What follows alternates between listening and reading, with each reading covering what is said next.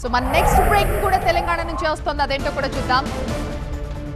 రోజుకొక అంశంతో తెలంగాణ కాంగ్రెస్ కి తలను బొప్పి కడుతోంది. తెలంగాణ కాంగ్రెస్ లో ఇప్పటిదాకా ఒక లెక్క, ఇక్కడ నుంచి మరో లెక్క అంటున్నారు కొత్త ఇన్ఛార్జ్ మీనాక్షి నటరాజన్. తప్పు చేస్తే ఎంత పెద్ద నేతలకైనా శిక్ష తప్పదన్న సంకేతాలు కూడా పంపించారు. మరి మున్నూరు కాపు వార్ని ఆవిడ ఎలా సెటిల్ చేస్తారు? తెలంగాణకు వచ్చి రాగానే యాక్షన్ మొదలుపెట్టిన Congress incharge Meenakshi Natarajan party line అనే లక్ష్మణ రేఖ విషయంలో చాలా కఠినంగా వ్యవహరిస్తున్నారు.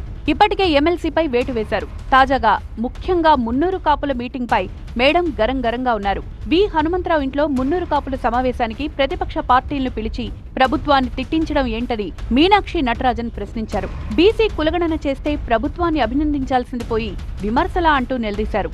కాంగ్రెస్ లీడ్ చేయాల్సిన సమావేశానికి ప్రతిపక్ష పార్టీలను పిలవడం ఏంటని మీనాక్షి నటరాజన్ ప్రశ్నించారు. అయితే పార్టీకి వ్యతిరేకంగా ఎలాంటి సమావేశం జరగలేదని విహెచ్ క్లారిటీ ఇచ్చారు. పార్టీకి మేలు చేయాలనేదే తన ప్రయత్నం అంటున్నారు. కులగణనను ప్రశంసిస్తూ మీటింగ్ పెట్టుకుంటే సోషల్ మీడియాలో అసత్య ప్రచారం జరిగిందంటున్నారు.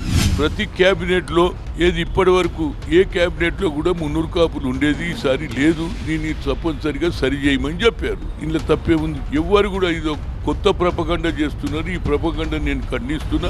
మున్నూరు కాపులకు సరైన ప్రాధాన్యత దక్కలేదని విహెచ్ అంటున్నారు. మున్నూరు కాపులకు మంత్రి పదవి డిమాండ్ను ప్రభుత్వం ముందుంచుతామంటున్నారు. త్వరలోనే భారీ సభ ఏర్పాటు చేసి తమ బలాన్ని చూపిస్తామంటున్నారు. మున్నూరు కాపులు మీటింగ్లనే డిసైడ్ అయింది కదా, మన జనాభా ఎంత ఉందో మన లెక్క కావాలంటే జనాభాతోటే తెలుస్తుంది. కాబట్టి పెద్ద ఎత్తున పెడదామని దానికి కమిటీ కూడా వేసుకున్నాం. అందరు కూడా విహెచ్ ఇంట్లో సమావేశాన్ని ఇన్ఛార్జ్ మీనాక్షి తప్పుపడుతున్నారు.